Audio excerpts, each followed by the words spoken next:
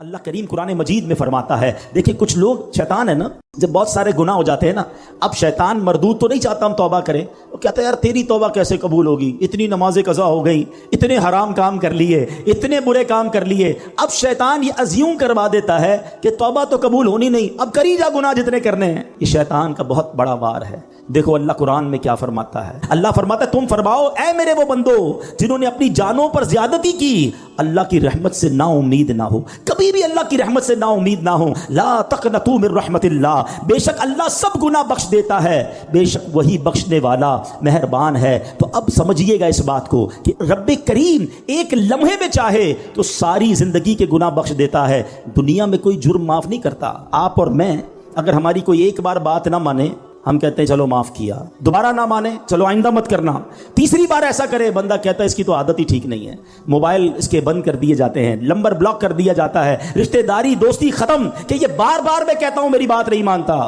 مگر میرے مالک کی شان دیکھو، بندہ ساری زندگی نافرمانی کرے اور ایک بار سچی توبہ کر لے، اللہ سارے گناہ معاف فرما دیتا ہے۔ اور سنو، صرف معاف نہیں فرماتا بلکہ جو اعمال لکھنے والے فرشتے ہیں نا، اللہ ان کو بھی بھلا دیتا ہے، تاکہ قیامت کے دن جب بندہ اللہ کی بارگاہ میں جائے گا تو اس کا کوئی گواہ نہیں ہوگا۔ ذرا حدیث پاک سنیے گا، میرے آقا فرماتے، مسلم شریف کی حدیث مبارک میں ہے کہ بے شک اللہ پاک رات کے وقت اپنا دستے قدرت پھیلا دیتا ہے تاکہ دن میں گناہ کرنے والوں کی توبہ قبول فرمائے، اور دن میں اپنا دستے قدرت پھیلا دیتا ہے تاکہ رات کے وقت گناہ کرنے والوں کی توبہ قبول فرمائے، یہاں تک کہ سورج مغرب سے طلوع ہو۔ یاد رکھیے، جب قیامت کے پہلے سورج جو ہے مغرب سے طلوع ہوگا، اس سے پہلے توبہ کا دروازہ کھلا ہوا، اس کے بعد توبہ نہیں ہو سکے گی۔ یعنی ہم جب تک زندہ ہیں، اگر ایسا وقت تو امید نہیں آئے گا ہماری زندگی میں، قیامت تو وی فیل کہ ابھی بہت ساری نشانیاں باقی ہیں، اس کا مطلب یہ ہوا کہ ساری دنیا والے توبہ کر سکتے ہیں اس وقت تک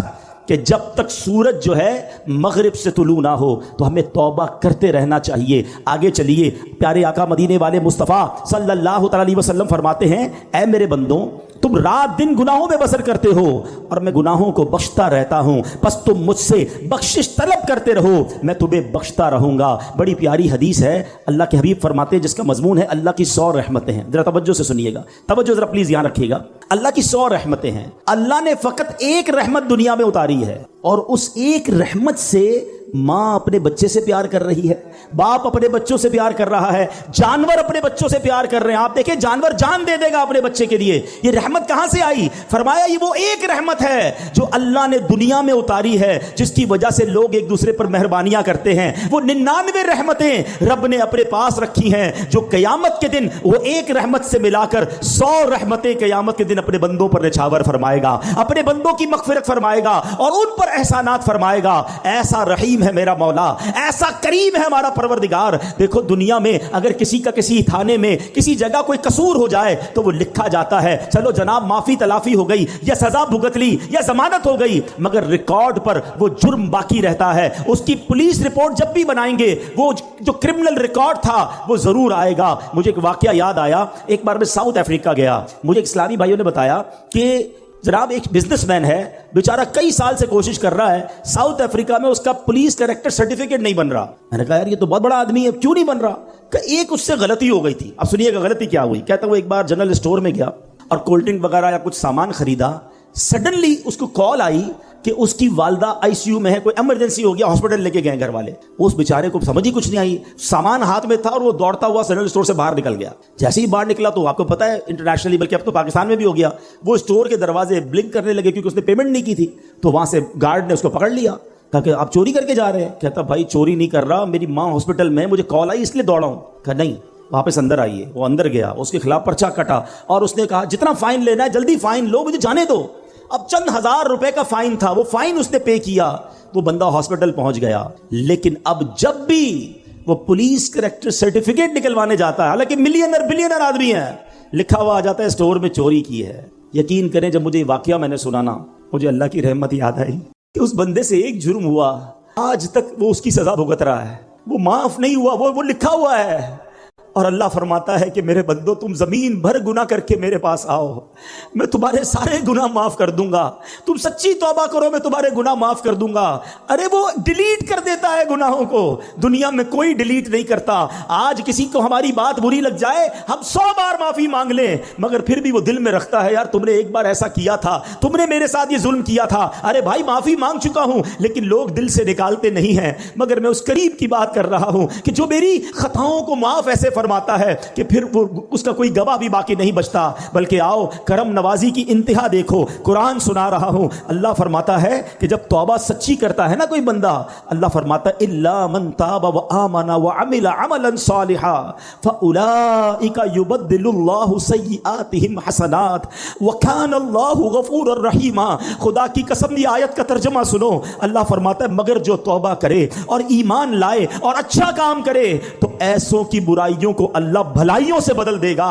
اللہ بخشنے والا مہربان ہے، یعنی صرف گناہ معاف نہیں فرمائے گا، اللہ گناہوں کو نیکیوں سے بدل دیتا ہے۔ اونلی دیر آر 2 کنڈیشنز کہ توبہ کر لے اور اب اچھے کام کرے، اب برے کاموں کی طرف نہ جائے۔ سنو قیامت کا دن ہوگا، نبی پاک ایک حدیث صحابہ کو سنا رہے ہیں کہ گناہ گار شخص، اللہ کی رحمت کی باتیں چل رہی تھی، رحمت کا اشرا ہے نا، میں چاہتا ہوں آج رحمت الہی کی ہی باتیں کریں تاکہ اللہ سے محبت میں اضافہ ہو، اللہ کی محبت ہمارے دلوں میں کاش گھر کر جائے۔ پیارے آقا صحابہ کو ایک واقعہ سنا رہے ہیں، فرماتے ہیں حدیث کا خلاصہ ہے کہ ایک بندہ اللہ کی بارگاہ میں حاضر ہوا، اللہ فرمائے گا تو نے یہ گناہ کیے ہیں، اپنے گناہ بتا، کون کون سے گناہ کیے ہیں۔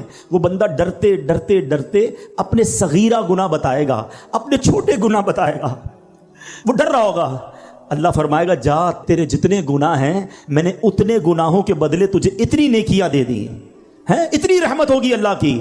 اب وہ بندہ کہے گا یا اللہ میرے تو بڑے بڑے گناہ بھی ہیں، وہ تو میں نے بتائے نہیں ہیں۔ یعنی اب اللہ کی رحمت پر ایسا مچل جائے گا کہ کہے گا مولا بڑے گناہ تو بتائے نہیں، یہ بھی گناہ ہیں۔ اللہ اکبر، میرے آقا یہ حدیث بیان کر کے اتنا مسکرائے کہ آپ کی داڑھیں ظاہر ہو گئی کہ جب اللہ کرم فرماتا ہے تو گناہوں کو نیکیوں سے بدل دیتا ہے۔ ارے اللہ کی کس کس رحمت کی بات کروں، اللہ کی کس کس کرم نوازی کی بات کروں۔ جب بندہ ایک بار سچی توبہ کرے وہ کیسے بخش دیتا ہے۔ حضرت موسیٰ علیہ السلام کے دور کا واقعہ، بارش نہیں ہو رہی تھی، حضرت موسیٰ علیہ السلام 70,000 لوگوں کو لے کر ایک میدان میں چلے گئے اور اب دعا کی جا رہی ہے کہ بارش ہو جائے۔ بڑی دیر ہو گئی، بارش نہ ہوئی۔ موسیٰ کلیم اللہ ہیں، اللہ سے عرض کی مولا بارش کیوں نہیں ہو رہی؟ ارشاد ہوا ہے موسیٰ اس مجمع میں ایک بندہ ہے جو 40 سال سے میری نافرمانی کر رہا ہے، اے موسیٰ جب تک وہ بندہ اس مجمع میں ہے بارش سے نہیں ہونا، اس کو نکالو اس مجمع سے۔ حضرت موسیٰ نے کہا اتنا بڑا مجمع میری آواز کیسے پہنچے گی؟ ارشاد ہوا موسیٰ آواز لگانا تمہارا کام ہے، پہنچانا ہمارا کام ہے۔ حضرت موسیٰ کھڑے ہو گئے، کہا اے وہ شخص جو 40 سال سے اللہ کو ناراض کر رہا ہے، تیری وجہ سے بارش نہیں ہو رہی ہے، اس مجمع سے نکل جا۔ اچھا وہ بندہ ریئلائز تو کر گیا کہ لگتا تو میں ہی ہوں، ہو سکتا ہے کوئی اور بھی ہو۔ وہ کھڑا ہو جائے، اس نے دائیں دیکھا بائیں دیکھا، کوئی نہیں کھڑا ہوا۔ اب پتہ اس بندے نے کیا کیا، کمال کیا۔ اس بندے نے اللہ سے بیٹھے بیٹھے عرض کی، کھڑا نہیں ہوا، کہ یا اللہ میں جانتا ہوں وہ بندہ تو میں ہی ہوں، مجرم تو میں ہی ہوں جس کی وجہ سے بارش نہیں ہو رہی ہے، مگر میرے مالک اگر آج میں کھڑا ہو گیا تو پورے شہر کو پتہ چل جائے گا کہ میں وہ گناہگار ہوں۔ اے اللہ سچی توبہ کرتا ہوں، اب تجھے ناراض نہیں کروں گا، کریم معاف کر دے اور مجھے ذلیل ہونے سے بچا لے۔ سنو کیا ہوا، تھوڑی دیر ہوئی بادل آئے اور بارش برسنا شروع ہو۔ حضرت موسیٰ نے کہا مولا بندہ تو کوئی نہیں نکلا، یا اللہ کھڑا تو کوئی نہیں ہوا، یہ بارش کیسے ہو گئی؟ ارشاد ہوتا ہے اے موسیٰ اس بندے نے مجھ سے دوستی کر لی ہے، اس بندے نے مجھ سے معافی مانگ لی ہے۔ اب سنو، حضرت موسیٰ کہتے ہیں مولا اب تو بتا دے وہ بندہ کون ہے، اب تو تیرا دوست بن گیا نا، اب تو میری ملاقات کرا دے۔ کیا شاندار جواب ملتا ہے۔ اللہ فرماتا ہے اے موسیٰ جب میرا دشمن تھا تب میں نے اس کے عیب چھپائے، اب تو میرا دوست ہو گیا، تجھے کیسے بتاؤں وہ کون تھا۔ یہ ہے میرا رب، ہمارے عیب چھپاتا ہے، ہم پر رحمتیں برساتا ہے۔ پنجابی شاعر کہتا ہے نا، ایک گناہ میرے ماں پیو ویکھن مینوں عمری منہ نہ لاویں۔ ماں باپ کو بھی اگر ہماری کوئی بڑی خطا پل جائے تو لوگ گھر سے نکال دیتے ہیں۔ ایک گناہ میرے ماں پیو ویکھن مینوں عمری منہ نہ لاویں، لکھ گناہ میرا مالک ویکھے وہ پھر بھی پردے پاوے۔ کتنے گناہ ہیں ہم جانتے ہیں اور رب جانتا ہے، مگر اللہ نے عزت دی ہے، اللہ ہمارے عیبوں کو چھپاتا ہے۔ لوگ ہم سے پیار کر رہے ہیں، انہیں نہیں پتا کہ ہمارے عیب کتنے ہیں۔ جو کریم دنیا میں عیب چھپا رہا ہے نا، اس کی رحمت سے امید ہے کہ وہ آخرت میں بھی عیب چھپائے گا۔ مگر دوستی تو کر لو نا اس سے، ناراض تو نہ کرو نا اسے۔ کیسا کیا اچھا توبہ کے لیے نا کوئی بہت بڑی آپ کو گیدرنگ کی ضرورت نہیں ہے، بڑے اہتمام کی ضرورت نہیں ہے، جسٹ اے منٹ، ایک سچا کنیکشن ریکوائرڈ ہے، اور وہ کنیکشن جس دن ہو گیا وہ تمہارے سارے گناہ معاف فرما دے گا۔ ایک بار حضرت عمر فاروق کا دور ہے، ایک بندہ آپ کے سامنے آیا، ہاتھ میں اس کے شراب کی بوتل ہے۔ حضرت عمر فاروق نے اسے ریڈ ہینڈ دیکھ لیا، فرمایا کیا ہے تمہارے ہاتھ میں، کیا ہے؟ کہتا ہے حضور میرے پاس سرکہ ہے، حالانکہ شراب کی بوتل۔ حضرت عمر نے کہا دکھاؤ۔ اب ذرا تھوڑا سا سینیریو سمجھیے گا، دو بندے آمنے سامنے کھڑے ہو، کتنی دیر لگے گی؟ کتنی سیکنڈز کی بات ہے نا، ود ان سیکنڈز۔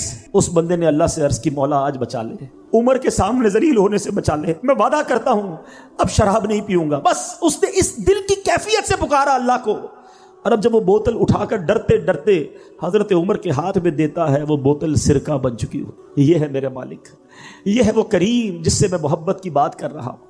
اتنا رحمت والا ہے کہ ایک بار پیارے آقا علیہ الصلوۃ والسلام نے صحابہ کرام کو رحمت الہی کے بارے میں بتا رہے تھے کہ ایک موقع پر ایک عورت کا بچہ بچھڑ گیا، تھوڑی دیر بعد وہ بچہ مل گیا، بچہ دوڑتا ہوا آیا، ماں دوڑتی ہوئی گئی، بچے کو اٹھایا۔ ٹرائی ٹو امیجن کیا لو، کتنا اس وقت جو ہے وہ پیار ماں کو آتا ہے جب بچہ بہت دیر بعد ملتا ہے، ماں اسے چوم رہی ہے۔ نبی پاک نے کہا دیکھو جتنا اس ماں اپنے بچے سے محبت کر رہی ہے، کیا یہ ماں اس بچے کو آگ میں ڈال دے گی؟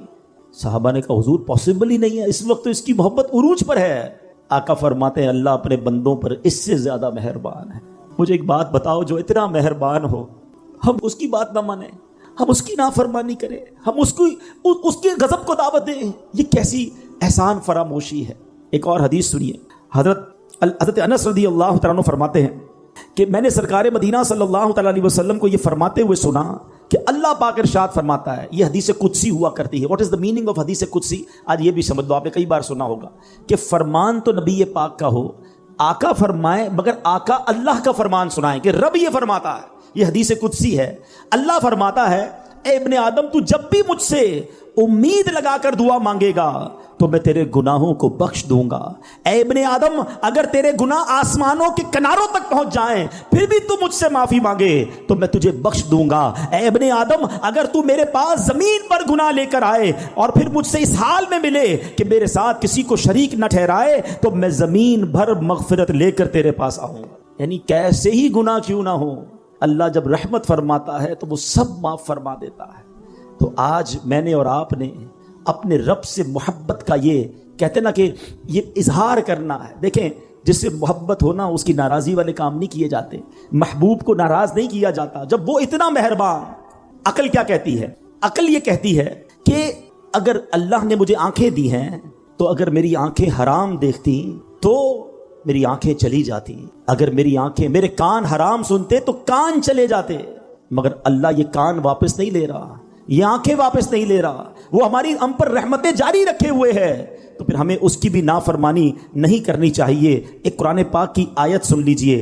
اب یہاں جب اللہ کی ہم رحمت کی بات کر رہے ہیں نا، تو اب شیطان کیا کرتا ہے کہ یار پھر تو اللہ بڑا رحیم ہے، جو کرنا ہے کرو، اب تو نمازیں نہیں بھی پڑھیں گے، روزے نہیں بھی رکھیں گے، حرام کھاتے رہو، حرام پیتے رہو، اللہ تو بڑا کریم ہے، معاف فرما دے گا۔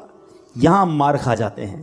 آج ذرا سنیے گا، ایک قرآن کی آیت اس بات کو کلیریفائی کر دے گی۔ اللہ فرماتا ہے فَيَغْفِرُ لِمَن يَشَاءُ وَيُعَذِّبُ مَن يَشَاءُ، اللہ جسے چاہے بخشے گا اور جسے چاہے سزا دے گا۔ اللہ کی مرضی، وہ خالق ہے، چاہے تو ہمیں نقطے پر بخش دے اور چاہے تو کسی ایک غلطی پر پکڑ فرما لے۔ ایمان کی ذرا تعریف سمجھ لیں۔ علماء کہتے ہیں الایمان بین الخوف والرجاء، ایمان خوف اور امید کے درمیان شے کا نام ہے۔ بے خوف بھی نہیں ہونا ہے اور نا امید بھی نہیں ہونا ہے، رحیم کو ناراض بھی نہیں کرنا ہے مگر قہار کے غضب کو دعوت بھی نہیں دینی ہے، اس کے درمیان ہم نے رہنا ہے، تو انشاءاللہ بیڑا پار ہو جائے گا۔ تو آج میرے پیارے اسلامی بھائیوں اس بات کو سمجھنا بہت ضروری ہے۔ اب ذرا ایک بات سمجھیے گا، اللہ کریم نے تین کے اندر تین باتیں پوشیدہ رکھی ہیں۔ یہ ذرا بڑی کمال کی حدیث ہے۔ خلیفہ اعلیٰ حضرت فقیہ اعظم ابو یوسف محمد شریف محدث کوٹلے بھی نقل فرماتے ہیں، یہ ان کا قول ہے، اللہ پاک نے تین چیزوں کو پوشیدہ رکھا ہے، اپنی رضا کو اپنی اطاعت میں، اپنی ناراضی کو گناہوں میں، اور اپنے اولیاء کو اپنے بندوں میں۔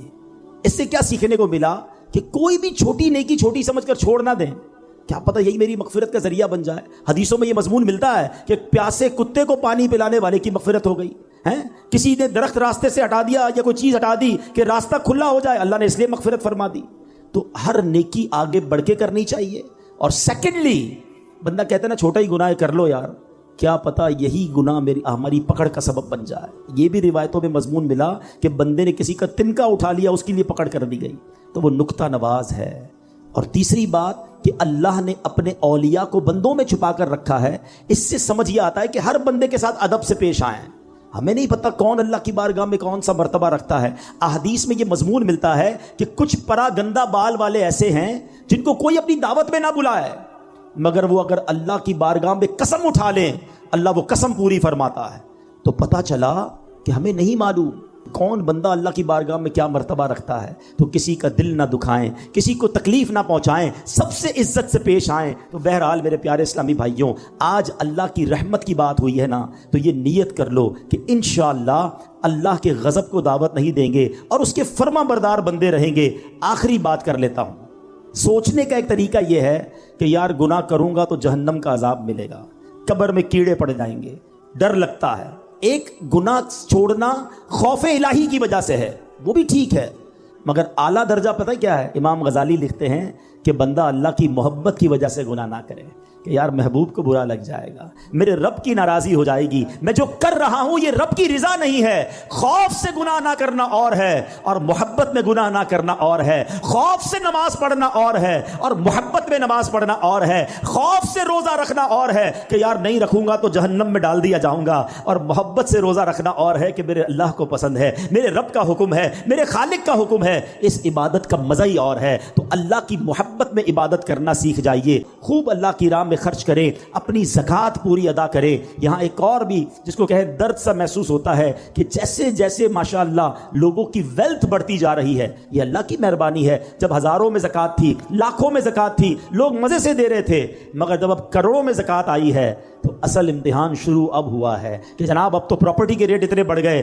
گولڈ کے ریٹ بڑھ گئے, لوگوں کی جناب ویلتھ بڑھ گئی. اب جب کیلکولیٹر چلا رہے ہیں, او ہو 5 کروڑ روپے زکوٰۃ, 10 کروڑ روپے زکوٰۃ. اللہ کے بندے تجھے 10 کروڑ کی زکوٰۃ بری لگ رہی ہے, اللہ نے 4 ارب دیے ہیں تبھی 10 کروڑ زکوٰۃ بنی ہے نا. شکر ادا کر اور اپنی پوری زکوٰۃ ادا کریں. کبھی بھی ایسے اپنی زکوٰۃ کو بوجھ نہ سمجھیں. میں تو بار بار ایک دعا کرتا ہوں, اگر آپ کو اچھی لگتی ہے تو آپ بھی آمین کہہ دو کہ اللہ وہ مال نہ دینا کہ جس کی زکوٰۃ دل پر بھاری لگے, اے اللہ مال وہ دینا کہ خوش دلی کے ساتھ زکوٰۃ ادا کروں. اور زکوٰۃ ادا جب بھی کرے نا, چاہے زکوٰۃ ادا کرے چاہے خیرات دیں, سچ بات یہ ہے کہ سجدہ شکر بھی ادا کرے کہ اللہ تیری مہربانی, تو نے دینے والا بنایا, تو نے مانگنے والا نہیں بنایا, میری تو کوئی اوقات نہیں. کبھی سوچا آپ نے آپ کے آفس میں, آپ کے گھر پر آپ سے رابطہ کوئی شخص کرتا ہے کہ جناب بچہ بیمار ہے, علاج کے پیسے نہیں, کچھ زکوٰۃ دے دیں, بہن کی شادی ہے, جہیز کے پیسے نہیں, زکوٰۃ دے دیں, عید کے دن آ رہے ہیں, بچوں کے لیے کپڑے نہیں ہیں, زکوٰۃ دے دیں, اور آپ اسے 5-10 ہزار 25-50 ہزار دیتے ہیں. کبھی سوچا آپ نے آج اس کا فون آیا ہے, میں بھی تو اس کی جگہ ہو سکتا تھا, میں بھی تو کسی کو کہتا کہ میرے بچے بیمار ہیں, زکوٰۃ چاہیے, میرے بچوں کی شادی کرنی ہے, پیسے نہیں ہیں. میں نے کیا ایسی نیکی کی ہے, میں نے کون سا اتنا بڑا کمال کر لیا ہے کہ اللہ نے مجھے دینے والا بنایا, اسے مانگنے والا بنایا. خدا کی قسم یہ فقط رب کی مہربانی ہے جو اللہ نے مجھ پر اور آپ پر یہ احسان کیا ہے. تو آلویز جب بھی کوئی نیکی کریں, چاہے صدقہ کریں, خیرات کریں, چاہے آپ نماز پڑھ رہے ہیں, یہ نہ سمجھو میں نے کچھ کیا ہے, یہ صرف اللہ کی مہربانی ہے. ولا حول ولا قوت الا باللہ العلی العظیم. اللہ کا شکر ادا کر کے یہ کام کیا کرو, اللہ تمہیں اور عطا فرمائے گا. اور اپنی زکوٰۃ صدقات سب سے پہلے اپنے غریب رشتہ داروں کو دیں. ہاں یہاں ایک غلطی لوگ کر جاتے ہیں, یقیناً صدقہ اور خیرات اپنے غریب رشتہ داروں کو دینے کا زیادہ ثواب ہے, لیکن اس میں ثواب جب ملے گا جب وہ زکوٰۃ کے مستحق بھی ہوں. ایک دوست نے اپنے دوسرے دوست سے قرض لیا, اور قرض لینے کے بعد جو ٹائم تھا وہ پورا ہو گیا. اب پیسے اس نے نہیں لوٹائے, بڑی کوشش کی اس نے کہ بھائی میری رقم واپس دے دیں, اس نے نہیں دیا. اب وہ یہ کیس لے کر عدالت میں چلا گیا اور جج صاحب سے جا کر اس نے کہا کہ اس نے میرے پیسے دینے اور یہ میری رقم نہیں لوٹا رہا. جج صاحب نے کہا کہ تمہارے پاس 30 دن ہیں, ودن 30 days تم نے اس کے پیسے واپس لوٹانے ہیں, ورنہ پھر تمہارے خلاف فیصلہ ہو جائے گا. تو وہ شخص گھر گیا. اب اس نے کیا کیا, اس نے صبح سے لے کر شام تک درود پاک پڑھنا شروع کر دیے. 1 دن 2 دن 3 دن 27 دن ہو گئے. وہ درود پڑھتا رہا اور انتظار کرتا رہا. پیسے تو تھے نہیں, 30ویں دن عدالت میں پیش ہونا تھا. 27 دن گزر گئے, 28ویں رات آ گئی. خواب میں اس کو کسی نے آواز دی کہ گھبراؤ نہیں, تمہارا قرض ادا ہو جائے گا۔ اگلے دن پھر درود پاک پڑھتا رہا۔ اب نبی پاک کی خواب میں زیارت ہوئی، آقا علیہ الصلوۃ والسلام تشریف لائے، فرمائے گھبراؤ نہیں، تمہارا قرض ادا ہو جائے گا، تم علی بن عیسیٰ وزیر کے پاس جاؤ اور اس سے کہو وہ تمہارا قرض ادا کر دے گا۔ اب جب صبح اٹھا تو بہت خوش کہ نبی پاک کی زیارت مجھے ہو گئی، لیکن پھر خیال آیا کہ میں اگر وزیر صاحب کے پاس گیا اور انہوں نے مجھ سے کوئی ایویڈنس مانگ لیا، کوئی پروف مانگا، کہ میں کیسے مان لوں تمہیں نبی پاک نے بھیجا ہے؟ اس بات پر تو میرے پاس کوئی دلیل نہیں ہے۔ اب 30ویں رات آ گئی، آخری رات ہے، صبح عدالت میں جانا ہے۔ درود پاک پڑھتے پڑھتے سو گیا۔ سرور کائنات علیہ الصلوۃ والسلام نے خواب میں پھر کرم فرمایا، فرمایا علی بن عیسیٰ وزیر کے پاس جاؤ، وہ تمہارا قرض ادا کر دے گا۔ کہ حضور میں چلا تو جاتا، مگر اگر وہ مجھ سے یہ کوئی پروف مانگتا، کوئی ایویڈنس مانگتا تو میں کیا جواب دیتا؟ پیارے آقا علیہ الصلوۃ والسلام نے فرمایا کہ ایسا کرو، اسے یہ کہنا کہ آپ کا ایک راز ہے جو آپ جانتے ہیں اور رب جانتا ہے، اور وہ راز یہ ہے کہ آپ روزانہ فجر کے بعد 5000 بار درود پاک پڑھتے ہیں، اور جب تک درود پاک مکمل نہیں ہوتے آپ کسی سے بات نہیں کرتے۔ اب جب صبح اٹھا تو بہت مطمئن کہ اب تو دلیل بھی آ گئی ہے، پہنچ گیا صبح علی بن عیسیٰ وزیر کے پاس، اس کا دربار لگا ہوا ہے۔ اس نے پیغام بھجوایا کہ میں علی بن عیسیٰ وزیر صاحب سے اکیلے میں ملنا چاہتا ہوں، پیغام لایا ہوں۔ درباری نے آ کر پوچھا، وزیر صاحب پوچھ رہے ہیں کس کا پیغام لائے ہو؟ کہا میں نبی پاک علیہ الصلوۃ والسلام کا پیغام لایا۔ فوراً وزیر صاحب نے بلا لیا، کہا فرمائیے۔ کہ مجھے میرے آقا علیہ الصلوۃ والسلام نے کہا ہے کہ آپ میرا قرض ادا کر دیں، میں 3000 دینار کا مقروض ہوں، today is the last day in the court, آج مجھے کورٹ میں پیش ہونا ہے، اگر آج میں نے اپنا قرض ادا نہ کیا تو مجھے جو ہے وہ سزا ہو سکتی ہے۔ علی بن عیسیٰ کہتا ہے میں بالکل آپ کا قرض تو ادا کر سکتا ہوں، مگر مجھے کیسے پتہ چلے، کوئی دلیل ہے، کوئی پروف ہے کہ آپ کو نبی پاک علیہ الصلوۃ والسلام نے بھیجا ہے؟ کہتا ہے ہاں، خالی ہاتھ نہیں آیا، آقا نے دلیل بھی عطا فرمائی ہے۔ اچھا بتائیے کیا دلیل ہے؟ کا دلیل یہ ہے کہ آپ کا ایک راز ہے جو صرف آپ جانتے ہیں اور آپ کا رب جانتا ہے۔ 5000 ٹائمز ڈیلی آپ درود پاک پڑھتے ہیں فجر کے بعد، اور جب تک یہ درود پورے نہیں ہوتے آپ کسی سے بات نہیں کرتے۔ آپ ذرا پہلے تھوڑی دیر کے لیے امیجن کریں کہ جو وزیر 5000 بار روز درود پڑھتا ہوگا وہ عاشق رسول کیسا ہوگا؟ اس کی تو لاٹری نکل آئی نا، وہ تو خوشی سے جھوم اٹھا، کہتا ہے مرحبا یا رسول اللہ، میرے درود پاک قبول ہو گئے، بہت خوش۔ اب ابھی بیٹھے ہیں آپ، کمرے میں گیا، واپس آیا اور 3000 نہیں 9000 دینار لے کر آیا۔ کہتے 3000 تو نبی پاک کا حکم، مرحبا یا رسول اللہ، 3000 اور لیجئے، آپ نے اتنی اچھی خبر مجھے سنائی، اتنا پیارا خواب سنایا، آپ کے قدم میرے گھر تک آئے، اور 3000 مزید لے جائیے، اس سے اپنے بچوں کے لیے کوئی کاروبار شروع کیجئے، اور ایک وعدہ بھی کیجئے، زندگی میں آئندہ جب بھی آپ کو کوئی ضرورت پڑے گی نا، آپ میرے پاس آئیں گے، میں آپ کا بھائی ہوں۔ اب یہ دیوانہ بڑا خوش ہو کر عدالت پہنچا۔ اچھا everybody expecting over there, سب یہ سوچ رہے تھے کہ یہ اس نے آج گرفتار ہی ہونا ہے، کیونکہ تھا ہی کچھ نہیں اس کے پاس، پہلے ہی کہہ دیا تھا کہ میں کولیپس ہو گیا ہوں۔ اب عدالت میں جاتے ہی اس نے 3000 دینار جج صاحب کو دے دیے کہ صاحب اس کا میرا قرضہ ادا کر دیں، میں جو ہے وہ اپنے قرضے سے بری ہونا چاہتا ہوں۔ جج صاحب ہوتے ہیں، انہوں نے کہا قرضہ تو ادا کر دیں گے، پہلے بتاؤ پیسے لائے کدھر سے ہو؟ تم تو کہتے تھے پیسے نہیں تھے تمہارے پاس، اتنی بڑی رقم کیسے انتظام کی؟ اب بھری عدالت میں گویا اس نے زبان حال سے یہ کہا کہ اتنا دیا سرکار نے مجھ کو، اتنی میری اوقات نہیں، یہ تو کرم ہے ان کا، ورنہ مجھ میں تو ایسی بات نہیں۔ اب اس نے بھری عدالت میں پورا واقعہ سنایا کہ میں نے تو کچھ نہیں کیا، آقا خواب میں تشریف لائے، میں وزیر صاحب کے پاس گیا، انہوں نے یہ پیسے دیے۔ سنو اس زمانے کے جج بھی کیسے ہوتے تھے، وہ جج دوران عدالت اپنے کرسی سے اٹھ کر کمرے میں چلا گیا، تھوڑی دیر بعد جج صاحب واپس آئے اور 3000 دینار اس کے ہاتھ میں دیتے ہیں۔ کیا سارا ثواب علی بن عیسیٰ لے جائے گا؟ میں بھی تو آقا کا امتی ہوں، تمہارا قرضہ میں ادا کرتا ہوں۔ اچھا اب جس نے کیس کیا تھا، سبحان اللہ، کیا ماحول تھا، کیا انداز تھا، کیا دل تھے، وہ بھی تو دیکھ رہا ہے، کہتا ہے میں بھی تو آقا کا امتی ہوں، رکے ذرا، کاغذ قلم دیجئے، بندے کو میں قرضہ ہی معاف کر دیتا ہوں۔ اچھا قرضہ ہو گیا معاف۔ اب جو 3000 جج صاحب نے دیے تھے، وہ بندہ کہتا ہے جج صاحب ہوں واپس لے لو، میرا تو قرضہ ہی ادا ہو گیا۔ تو جج صاحب کہتے ہیں جو پیسے آقا کے نام پر نکال دیے میں نے واپس نہیں لینے، یہ سارے تم ہی لے جاؤ۔ اب یہ 12000 دینار لے کر یہ عاشق رسول جھومتا ہوا اپنے گھر پر جا رہا ہے۔ اے میرے پیارے اسلامی بھائیوں، ایک رات پہلے ایک سنگل پینی اس کے پاس نہیں ہے، اور اگلے دن 12000 دینار ہیں۔ درود پاک وہ وظیفہ ہے جو دل سے پڑھا جائے تو سبحان اللہ یہ مصیبتوں کو ٹالنے والا وظیفہ ہے، یہ پریشانیوں کو دور کرنے والا وظیفہ ہے۔ اور یہ میں نہیں کہہ رہا، خود سرور کائنات علیہ الصلوۃ والسلام کی حدیث ہے جس کا مضمون ہے کہ جو پریشانیوں میں ہو، جو مصیبتوں میں ہو، اس کو چاہیے کہ مجھ پر درود پڑھے، کہ درود پریشانیوں کو لے جاتا ہے، مصیبتوں کو لے جاتا ہے۔ ایک شاعر نے کیا خوب لکھا ہے اور واقعی حق لکھا ہے، ہر درد کی دوا ہے صلی علی محمد، ہر درد کی دوا ہے صلی علی محمد، تعویذ ہر بلا ہے صلی علی محمد۔ تو ہمیں چاہیے، خاص طور پہ ربیع الاول کا مہینہ ہے، کثرت سے درود پاک پڑھیں۔